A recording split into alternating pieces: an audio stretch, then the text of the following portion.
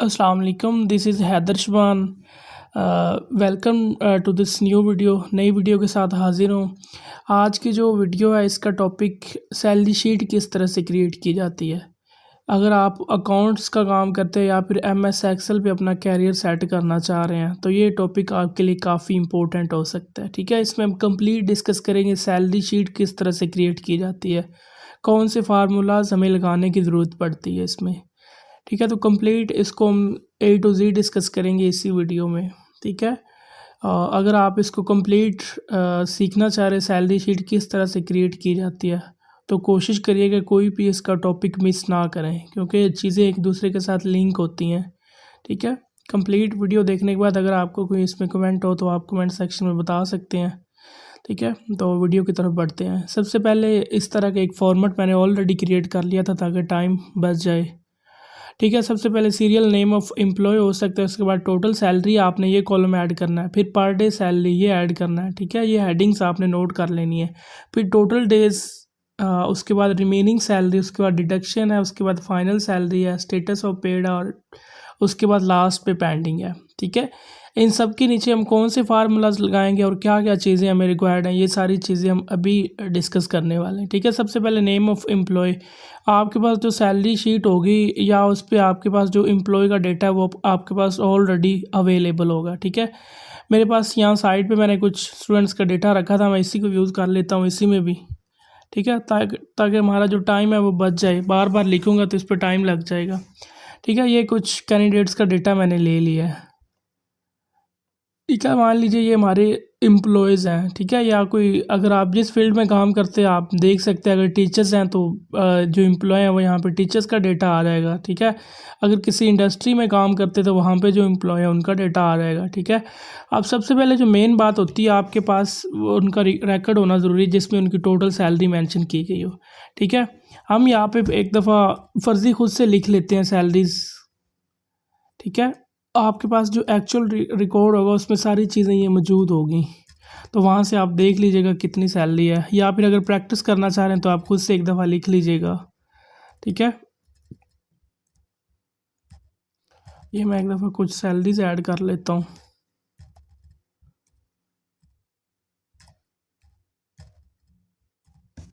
चलें, इसी को कॉपी पेस्ट कर लेते हैं ताकि हमारा टाइम बच जाए।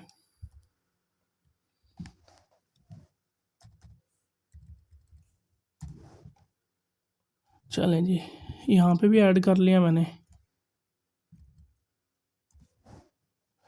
अच्छा, सैलरी शीट क्रिएट करते हुए सबसे पहले तो आपने ध्यान रखना है पर डे सैलरी का। ठीक है, एक जो कैंडिडेट है उसकी जो एक्चुअल सैलरी है वो 47,000 है। अब सबसे पहले इसमें ज़रूरी है कि आपको पर डे सैलरी का पता होना चाहिए। पर डे सैलरी कैसे उसकी क्रिएट करेंगे, बेसिकली हमने पर डे सैलरी निकालनी है यहाँ पे। तो इसका जो फार्मूला हम यहाँ पे सबसे पहले आपने इक्वल प्रेस करना है। ठीक है, और यहाँ पे ये जो वैल्यू टोटल सैलरी दी हुई है इसको आपने 30 पे डिवाइड कर देना है, सिंपल। ठीक है, जब 30 पे डिवाइड करेंगे तो पर डे सैलरी निकल आएगी। ठीक है, अब देखें यहाँ पे पॉइंट्स के बाद काफ़ी सारे वर्ड्स आ गए, तो यहाँ पे बात आ गई है, मैं बता दूँ आपने पॉइंट्स के बाद सिंपल एक या दो वर्ड्स लिखने हैं। ठीक है, यानी जिसे आप डेसिमल बोलते हैं इशारिया के बाद। ठीक है, अब यहाँ पे देखें, अगर मैं जाऊँगा ना नंबर में तो यहाँ पे नंबर में दो अगर कर देंगे तो पॉइंट के बाद दो वर्ड्स आएंगे, अगर एक कर देंगे तो एक आएगा। मैं एक दफ़ा एक कर देता हूँ। ठीक है, और इसको सेंट्रलाइज कर लेता हूँ। ठीक है, अब देखें यहाँ पे ड्रैग एंड ड्रॉप करेंगे तो यहाँ पे जितनी भी नीचे लिस्ट है सबकी सैलरी जो पर डे सैलरी है वो निकल आएगी। ठीक है, मैं चाहता हूँ लास्ट पे जो ना डेसिमल के बाद वर्ड्स आ रहे हैं इनको वैसे ही ख़त्म कर देते, तो यहाँ पे ज़ीरो कर देते हैं। ठीक है, अब देखें नहीं आ रहे। अब देखें ये जो पर डे सैलरी थी वो हमने निकाल ली है इजीली। सिंपल आपने क्या किया, जो टोटल सैलरी है उसको आपने 30 पे डिवाइड कर दिया। ठीक है, अब यहाँ पे नंबर ऑफ़ टोटल डेज़ हैं। नंबर ऑफ़ टोटल डेज़ आपके पास अटेंडेंस शीट में रिकॉर्ड हो सकता है टोटल एम्प्लॉयज़ का, वहाँ से आप देखेंगे और यहाँ पे पुट करते जाएंगे। ठीक है, अब यहाँ पे एक दफ़ा फ़र्ज़ी मैं लिख लेता हूँ कैंडिडेट्स के डेज़, यानी टोटल वर्किंग डेज़ उनके कितने कितने दिनों उन्होंने काम किया है। ठीक है, बाज़ औक़ात ऐसे होता है उसमें कुछ एब्सेंट डेज़ आ जाते हैं तो वो हमें निकालने पड़ते हैं। ठीक है, तो यहाँ पे एक दफ़ा मैं फ़र्ज़ी ऐड कर लेता हूँ।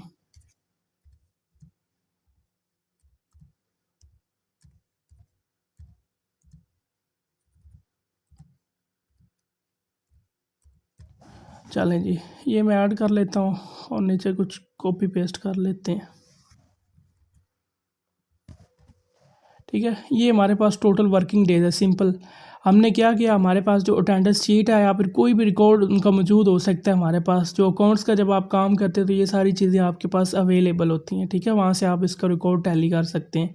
अब हमने रिमेनिंग सैलरी निकालनी, यानी उनके टोटल जो नंबर ऑफ़ टोटल डेज बनते हैं वो ये वाले हैं। ठीक है, अब इन डेज़ के हिसाब से हमने सैलरी निकालनी है उनकी। ठीक है, क्योंकि हमारे पास मौजूदा दिन ही वही आ रहे हैं।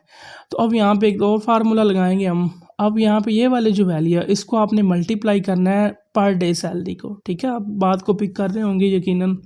अब यहाँ पे फिर हमने मल्टीप्लाई करना है, इज़ इक्वल टू प्रेस करेंगे और उसके बाद आपने टोटल डेज़ को सिलेक्ट करना है और पर डे सैलरी को सिर्फ एक दफ़ा आपने सेलेक्ट करना है और ओके कर देना है। ठीक है, अब यहाँ पे इसको ड्रैग एंड ड्रॉप करेंगे तो जितने भी डेज़ नीचे जिनके आ रहे हैं उनकी सैलरी रिमेनिंग सैलरी शो हो जाएगी। ठीक है, अब यहाँ पे फिर आप इसमें जाएँ फॉर्मेट सेल में और यहाँ पे नंबर में जाके आप इसको ज़ीरो कर दें। ठीक है, तो डेसिमल के बाद जितने भी वर्ड्स हैं वो ख़त्म हो जाएंगे। अब देखिए ये उनकी रिमेनिंग सैलरी आ रही है। रिमेनिंग सैलरी किस बेस पे आ रही? टोटल डेज़ की बेस पे आ रही है। अब यहाँ पे पार्ट उनकी जो टोटल सैलरी है वो देख सकते हैं आप, इतनी है और एब्सेंट डेज़ कितने उसमें एक है। एक सैलरी एक डे की जितनी भी सैलरी बनती है उसने खुद ही डिडक्ट कर ली है इसमें से। ठीक है, उसके बाद डिडक्शन कौन सी? डिडक्शन आप कह लें कोई एब्सेंट डेज़ की डिडक्शन हो सकती है या फिर आप ऐसे कह लें कि कोई अदर टाइप की डिडक्शन हो सकती है। अगर तो एब्सेंट डेज़ की डिडक्शन है तो फिर आप क्या करेंगे, फिर आप यहाँ पे माइनस का फार्मूला लगा के यहाँ पे जो टोटल डेज़ हैं उसमें से माइनस कर सकते हैं, यानी जो एब्सेंट डेज़ होंगे वो निकल आएंगे। ठीक है, अगर आपने एब्सेंट डेज़ निकालने हैं तो वो आप निकाल सकते हैं। फिर आपको एक दफ़ा यहाँ पे एक कॉलम और ऐड करना पड़ेगा। ठीक है, तो हम निकाल लेते हैं और कॉलम भी और ऐड कर लेते हैं। सबसे पहले इज़ इक्वल टू लिखेंगे और यहाँ पे हमने 30 लिखना है। ठीक है, 30 हम क्यों लिख रहे हैं? क्योंकि जो टोटल मंथ होता है वो 30 डेज़ का होता है। ठीक है, अब टोटल मंथ में से हमने जो जितने दिन वो प्रेजेंट रहा ना कैंडिडेट, वो हमने माइनस करने हैं। ठीक है, अब ये लिखेंगे, उसके बाद सिंपल आपने एंटर प्रेस करना है। तो अब देखें उसकी एक एब्सेंट थी। ठीक है, अब डिटेक्शन में आप एब्सेंट शो कर लें या फिर ऊपर भी एब्सेंट लिखना चाह रहे तो लिख सकते हैं। ठीक है, अब यहाँ पे हम एब्सेंट ही कर लेते हैं क्योंकि एक दफ़ा हमें एक कॉलम और ऐड करना पड़ेगा। तो यहाँ पे मैं एब्सेंट कर लेता हूँ। अब यहाँ पे देखिए ड्रैग एंड ड्रॉप करूँगा ना तो बाकी रिमेनिंग डेज़ खुद ही निकाल देगा वो। अब ये देखिए उनकी सारी छुट्टियाँ आ रही है अब तक। ठीक है, अब यहाँ पे उसके बाद एक और कॉलम हमें ऐड करना पड़ेगा जिसमें हमने डिटेक्शन लिखना है। ठीक है, सिंपल अब यहाँ पे डिडक्शन लिख लीजिएगा। अब हमने डिडक्शन निकालनी, यानी उनकी जो एब्सेंट डेज़ की सैलरी है वो कितनी बनती है। ठीक है, सिंपल आपने क्या करना है, इज़ इक्वल टू का फार्मूला लगाना है, इज़ इक्वल टू आपने लिखना है। उसके बाद ये जो एब्सेंट डेज़ है इसको आपने प्रेस करना है और यहाँ पे आपने मल्टीप्लाई कर देना है पर डे सैलरी से। ठीक है, क्योंकि पर डे सैलरी के हिसाब से हम निकालेंगे ना एब्सेंट डेज़। उसके बाद पर डे सैलरी और ओके कर दें। ठीक है, और यहाँ पे डेसिमल के बाद ज़ीरो कर दें, सिंपल। ठीक है, और ओके कर दें। अब यहाँ पे जितने भी उनके एब्सेंट डेज होंगे उनकी सैलरी खुद ही निकल आएगी। ठीक है, अब ये देखें ये सारी उनकी डिडक्शन है। अब यहाँ पे हमने फ़ाइनल सैलरी निकालनी है। ठीक है, फ़ाइनल सैलरी कौन सी होगी? या तो आप ऐसे करेंगे, ये जो हमने निकाली थी बात वही एक ही है। ठीक है, या ये कर लें या इसमें से ये माइनस कर दे तब भी बात है कि इसको कॉपी पेस्ट कर लेंगे तब भी इट्स ओके। अदरवाइज़ आप ऐसे करें जो आपकी टोटल सैलरी थी ना उसमें से ये माइनस कर दे तब भी आपकी सैलरी क्लियर हो जाएगी। ठीक है, कैसे करेंगे? इज इक्वल टू प्रेस करेंगे और उसके बाद आपने टोटल सैलरी में से माइनस कर देना है डिडक्शन को। ठीक है, और ओके करेंगे तो ये आपकी सैलरी सामने आ जाएगी। ठीक है, अब यहाँ पे ये जो आपने पहले सैलरी रिमेनिंग सैलरी लिखी थी ये ना भी लिखते तो काम चल जाना था। ठीक है, क्योंकि तब हमने एब्सेंट डेज़ नहीं निकाले थे। अब चूँकि हमने एब्सेंट डेज़ निकाल लिए तो यहाँ पे अब फाइनल सैलरी में उसकी आप सैलरी खुद ही देख सकते हैं कितनी आ गई। ठीक है, ये सेम ही होगी, तो ये आप देख सकते हैं उसकी सैलरी आ गई। ठीक है, अब यहाँ तक हमारी जो कैलकुलेशन है वो ऑलमोस्ट कंप्लीट हो चुकी है।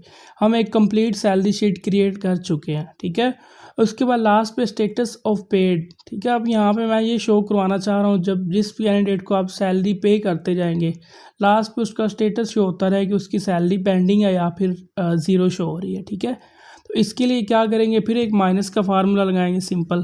ठीक है, अब देखें उसकी जो टोटल सैलरी है वो कितनी है, ये वाली है ना। ठीक है, अब इसमें से आपने माइनस वो वाली सैलरी करनी जो आपने उसको पे कर दी है, ठीक है। अब यहाँ पे देखिए हमें फार्मूला लगाने की ज़रूरत नहीं पड़ेगी, हम सिंपल एक ही फार्मूला लगाएंगे जिस पे हमारा काम चल जाए, ठीक है। हम इसमें फार्मूला लगाएंगे इज इक्वल टू आप प्रेस करेंगे और जो फाइनल सैलरी इसको प्रेस करेंगे और minus status of paid simple. अब यहाँ पे ब्लैंक को आपने सेलेक्ट करना है, ठीक है, और उसके बाद ओके कर देना है। अब देखें यहाँ पे उसकी टोटल सैलरी उतनी पेंडिंग शो हो रही जितनी उसकी है सैलरी, टोटल उसकी जितनी सैलरी बच गई थी, ठीक है। अब देखिए क्यों ऐसा शो हो रहा है, क्योंकि अब तक हमने स्टेटस ऑफ पेड यानी पे में कुछ भी उसका नहीं मेंशन किया। जब आप उसको पे करते जाएंगे, लाइक उसकी सैलरी थी 45 और 433, अब जैसे ये लिखेंगे तो एंड पे ज़ीरो शो कर देगा क्योंकि हमने उसको पे कर दिया है, ठीक है। इसी तरह आप जिसको पे करते जाएंगे उसकी लास्ट पे शो होती जाएगी। इसको जी मैं शो कर देता हूँ, लाइक मेरे पास बैलेंस कम था तो मैंने इसको 20 पे कर दिया, ठीक है। अब मेरे देखें जो उसकी 8000 है ना वो शो कर रहा है। इस तरह से जब भी आप जिसकी सैलरी पे करते जाएंगे लास्ट पे उसका स्टेटस शो होता रहेगा, ठीक है। अब इसकी जितनी सैलरी थी उतनी अगर मैं पे करता हूँ तो लास्ट पे देखिएगा ज़ीरो शो होगा, ठीक है। तो इस तरह से इसकी जो आप जिसको पे करते जाएंगे उस हिसाब से वहाँ पे उसका जो पेंडिंग स्टेटस है वो भी शो होता रहेगा, ठीक है। उम्मीद है आपने बात को पिक किया होगा और आपको आइडिया हो गया होगा सैलरी शीट किस तरह से क्रिएट करते हैं। मज़ीद इसको मैं थोड़ा सा रिवाइज़ कर देता हूँ। सबसे पहले हमने क्या किया था, टोटल सैलरी वाला कॉलम ऐड किया था। फिर पर डे सैलरी मीन जो टोटल सैलरी उसको आपने टोटल नंबर ऑफ मंथ में जितने डेज़ होते हैं उस पर आपने इसको डिवाइड कर दिया था, तो उसकी जो सैलरी पर डे के हिसाब से वो सामने आ गई थी, ठीक है।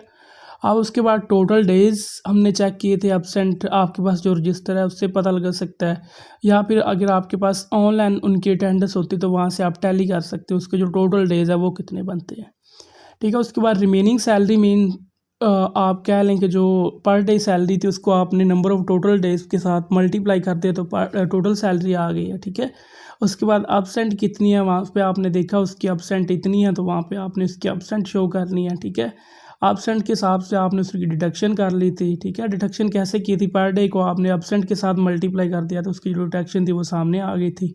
उसके बाद उसकी फ़ाइनल सैलरी कितनी रह गई थी, फ़ाइनल सैलरी आपको पता है उसके ऊपर डबल क्लिक करके दोबारा देख ले हमने क्या किया था।